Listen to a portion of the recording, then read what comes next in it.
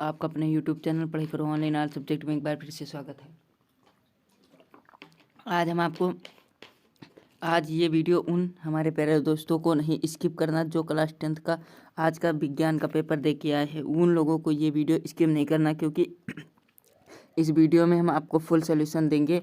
Optional को जो आपको OMR सीट पर आप लोगों ने जो 20 प्रश्न फिल किए हैं वो हम आपको इसी वीडियो में फुल सोल्यूशन देंगे। अगर आप लोगों ने ये वीडियो पूरा वॉच कर लिया तो आपको यहाँ से पता चल जाएगा कि आपके 20 में से ऑब्जेक्टिव में से आपके कितने ऑब्जेक्टिव यहाँ से सही है।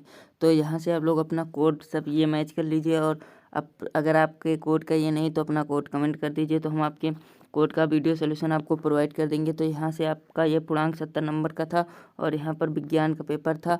उसके बाद और हम वो जो आपके लिए चित्रकला का पेपर लेके आए थे, तो उसमें कुछ जो एक दो बहुविकल्पीय गलत हो गए थे, तो उसके लिए सॉरी। और आज हम इस वीडियो में जो हमको एकदम सही बहुविकल्पीय आपको एकदम सटीक बहुविकल्पीय मिलेंगे। तो यहाँ पर आपको निर्देश पढ़ ही लिया होगा। प्रारंभ के 15 मिनट आपको पढ़ने के लिए दिए जाते, तो हम ये सब छोड़कर आपको यहाँ से डायरेक्ट प्रश्न पर आते हैं। तो खंड आ है बहुविकल्पीय। किसी वस्तु से बड़ा आभासी प्रतिबिंब बनाने वाला दर्पण है, कौन सा है? ये आपका समतल दर्पण होता है। यहाँ से आपका ये समतल दर्पण है, ये आपका 1 नंबर यहाँ से सही हो जाएगा। उसके बाद है आपका मानवनेत्र। मानवनेत्र जिस भाग पर किसी वस्तु का प्रतिबिंब बनाता है वह है, यहाँ पर दृष्टि पटल है, यहाँ पर आपका दृष्टि पटल हो जाएगा। ये कार्निया और पुतली यहाँ से आपका नहीं होगा, ये आपका दृष्टि पटल हो जाएगा। ये आपका दूसरा नंबर सही है। उसके बाद यहाँ से श्वेत प्रकाश का कौन सा रंग कांच के प्रिज्म से गुजारने पर अधिकतम विचलित होता? तो यहाँ पर सब पीला, लाल, बैंगनी और नारंगी। तो यहाँ से आपका कौन ऑप्शन करेक्ट है? तो यहाँ पर आपका ये बैंगनी ऑप्शन यहाँ से एकदम करेक्ट हो जाएगा। उसके बाद यहाँ से है अगला है, एक मिनट, यहाँ से आपका अगला है 4 नंबर। यहाँ से आपका प्रश्न है एक विद्युत केतली से होकर प्रवाहित विद्युत धारा को दोगुना कर दिया जाता है, उत्पन्न ऊष्मा हो जाएगी। तो ये आधी हो जाएगी, दोगुनी हो जाएगी, 4 गुना हो जाएगी, 1/4 हो जाएगी। तो यहाँ से आपका ये हो जाएगी दोगुनी, ये आपकी यहाँ से दोगुनी हो जाएगी। उसके बाद है एक विद्युत चुंबक का क्रीडल बनाने के लिए सबसे अधिक उपयुक्त पदार्थ है, तो ये पीतल है, एल्युमिनियम है, मुलायम लोहा या स्टील है। तो यहाँ से आपका हो जाएगा ये मुलायम लोहा। तो आपका यहाँ से 2 नंबर ये भी आपका सही हो जाएगा। ओके। उसके बाद यहाँ से आपका निम्नलिखित में से कौन सा किरण आरेख सही है? तो यहाँ से आपका ये किरण आरेख सही, वो ये किसका है? ये अवतल लेंस का किरण आरेख है, ये अवतल लेंस का किरण आरेख है। यहाँ से ये अवतल लेंस का किरण आरेख है। तो ये आपका यही आपका यहाँ से ये सही हो जाएगा। ओके, ये आपका यहाँ से सही हो जाएगी। विद्युत मोटर एक उपकरण है जो परिवर्तित करता यांत्रिक ऊर्जा को विद्युत ऊर्जा में, ऊष्मीय ऊर्जा को विद्युत ऊर्जा में, या विद्युत ऊर्जा को ऊष्मीय ऊर्जा में, या विद्युत ऊर्जा को यांत्रिक ऊर्जा में। तो ये आपका आखिरी सही हो जाएगा, विद्युत ऊर्जा को यांत्रिक ऊर्जा में। तो ये यहाँ से आपका लास्ट पर ये आखिरी वाला ऑप्शन सही हो जाएगा। ओके। उसके बाद आपका यहाँ से अगला आ जाता है शुद्ध वायु है। शुद्ध वायु है तो शुद्ध वायु यहाँ से एक समांगी मिश्रण, धातु का मिश्रण, यौगिक का मिश्रण, उपयुक्त में से कोई नहीं। तो ये आपका यहाँ से 1 नंबर यहाँ से सही हो जाएगा, ये हो जाएगा एक समांगी मिश्रण। ओके। उसके बाद यहाँ से है एल्कीन है। एल्कीन का यहाँ से CH3 C6 CH2 H2 C3 H8 और C4 H10। तो यहाँ से आपका कौन सा हो जाएगा? तो यहाँ से हमारे हिसाब से ये शायद ये पहला होगा।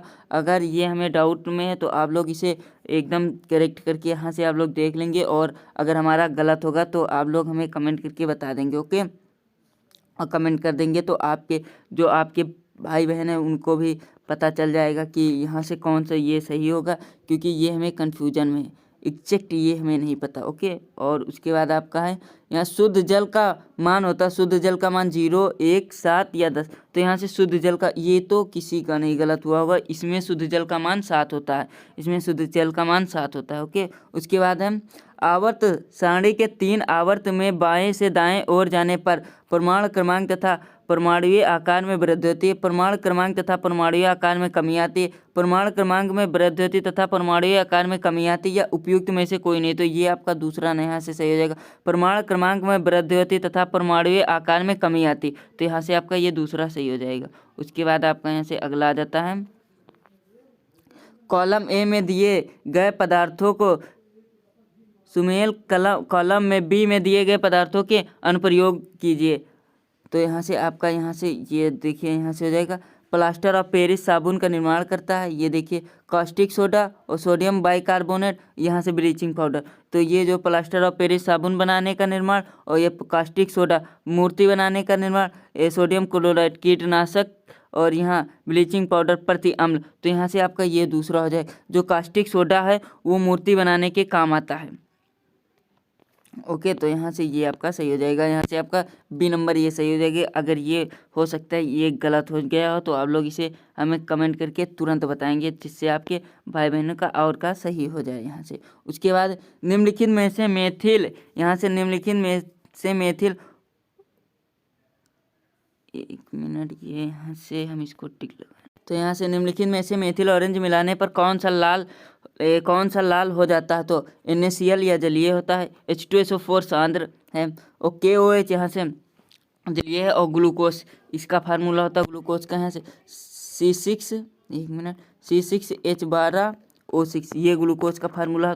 तो ये हमें आप लोग कमेंट करके बताएंगे। हमारे हिसाब से ये ग्लूकोज होगा, ये हमें एग्जैक्ट नहीं पता है, तो ये यहाँ से हम इसे गलत भी हो सकता है, ये ग्लूकोज हो सकता है, क्योंकि ये पूरी तरह हम संतुष्ट नहीं, लेकिन ये कोई गारंटी नहीं कि ये सही हो सकता है, क्योंकि ये हमें एग्जैक्ट नहीं पता, और आप लोग इसे हमें कमेंट करके बताएंगे। उसके बाद है नवीकरणीय ऊर्जा एक पर्यावरण हस्तक्षेपी स्रोत है। तो पवन ऊर्जा, पेट्रोलियम ऊर्जा, प्राकृतिक गैस या कोयला। तो यहाँ से आपका ये पहला हो जाएगा, यहाँ से पवन ऊर्जा ये आपका हो जाएगा। ओके, उसके बाद मेंडल प्रसिद्ध, मेंडल तो यहाँ तो सब लोग जानते हैं, ये जो आनुवंशिकता के क्षेत्र में, क्योंकि इन्होंने जो पेड़ पौधे के क्रॉस का निर्माण करके इन्हीं ने बताया था। उसके बाद है शुक्राणुओं का निर्माण होता है। शुक्राणुओं का निर्माण होता है किस में होता है? तो यहाँ से अंडाशय में, यकृत में, यहाँ से वृषण में, या शुक्रवाहिकाओं में। तो यहाँ से ये कौन सा हो जाएगा, ये आप लोग हमें कमेंट करके बताएंगे, क्योंकि इसका हमें हम बायो के छात्र हैं, हम यहाँ से मैथ के छात्र हैं, क्योंकि हमने यहाँ से मैथ लेकर इंटर किया है। तो यहाँ से हमको इसमें कोई संपूर्ण जानकारी नहीं है, और यहाँ से जिसका पेपर उन्होंने ये टिक लगा दिया था शुक्रवाहिकाओं में, तो ये हमें हो सकता है ये भी शायद, लेकिन आप लोग यहाँ से हमें कमेंट करके बताएंगे तो कुछ ज़्यादा अच्छा लगेगा। उसके बाद है कोशिका वायु कोशिका पाई जाती है। तो यकृत में, फेफड़ों में, आमाशय में, जीभ में। तो यहाँ से आपका हो जाएगा फेफड़ों में। तो ये आपका दूसरा नंबर यहाँ से ऑप्शन सही हो जाएगा। ओके, उसके बाद है पौधों में जल परिवहन हेतु होता है। पौधों में जल परिवहन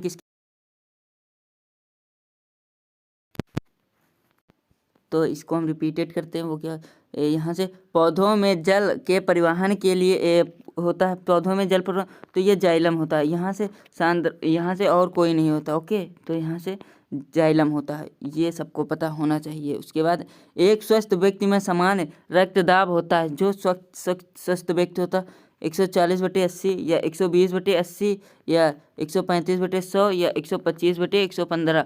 तो यहाँ से हो जाएगा 120/120/180 120/80। यहाँ से आपका ये दूसरा सही हो जाएगा। उसके बाद निम्नलिखित में से कौन भारत के जल पुरुष के नाम से प्रसिद्ध है? तो यहाँ से कौन प्रसिद्ध है? तो ये हो जाएगा राजेंद्र सिंह। तो यहाँ से ये आपका, यहाँ से जो ये आपके 20 ऑप्शनल हमने यहाँ से आपको प्रोवाइड कर दी है। तो आप लोग हमें बताइए कि आपके यहाँ से कितने ऑप्शनल सही है और कितने गलत है, और जो हमसे गलत हो गया वो आप लोग हमें कमेंट करके बता देंगे। उसके बाद यहाँ से उत्तल दर्पण द्वारा उसके ध्रुव और अनंत के बीच रखे एक प्रतिबिंब का बनाने वाला निम्नांकित किरण आरेख बनाए तथा बने हुए प्रतिबिंब के गुण बताए। वाहनों में उत्तल दर्पण, यहाँ पर ये हम आपको बताएं या ना, ये तो आप लोगों ने तो हाँ, इसकी जैसे ये IPSC आप लोगों ने की है, तो ये IPSC हम आपको बता दें। तो ये IPSC यहाँ पर हो जाएगा एथमेथ प्रो। तो यहाँ से एथमेथ प्रो, तो यहाँ से प्रोपीन, एक मिनट हम इसका बना लें, प्रोपीन और प्रोपीन 1 क्लोरोप्रोपीन, यहाँ से ये आपका हो जाएगा। उसके बाद अगला है यहाँ से आपका एथमेथ प्रो। तो यहाँ से प्रोपेनोइक, यहाँ से हो जाएगा टू ऑल प्रोपेनोइक अम्ल, यहाँ से हो जाएगा टू ऑल प्रोपेनोइक अम्ल। उसके बाद यहाँ से आपका अगला ये हो जाएगा, ये आपका हो जाएगा 8th मैथ प्रो 1,2,3 डाईमेथिल प्रोपेन 1,2,3 1,2,3 ट्राईमेथिल प्रोपेन। यहाँ से ये आपका हो जाएगा। तो इसका हम फिर से बता दें 1,2,3 ट्राईमेथिल प्रोपेन। ओके, यहाँ से आपका मेथिल प्रोपेन हो जाएगा ये आपका। ओके, मेथिल नहीं, यहाँ से आपका एथिल होगा, क्योंकि एक कार्बन के लिए एथ, 2 कार्बन के लिए, 1 मिनट, ये कुछ से आपका ये हो जाएगा 1,2,3 ट्राई एथिल क्लोरो, नहीं यहाँ पर क्लोरो नहीं, यही आपका हो जाएगा। तो ये हमने आपको पूरा यहाँ बता दे। और हमने ये आपको बताया था कि संतुलित करने के लिए समीकरण आएगी, तो ये देखिए यहाँ से आ गई। तो ये कमेंट करके बताइए, जो हमने आपको यहाँ से जो प्रश्न बताए थे वही आए। तो आप लोग कमेंट करके बताइए कि आप लोगों को कितने नंबर आएंगे। और तब तक के लिए धन्यवाद। हम लोग अगले वीडियो में मिलते हैं।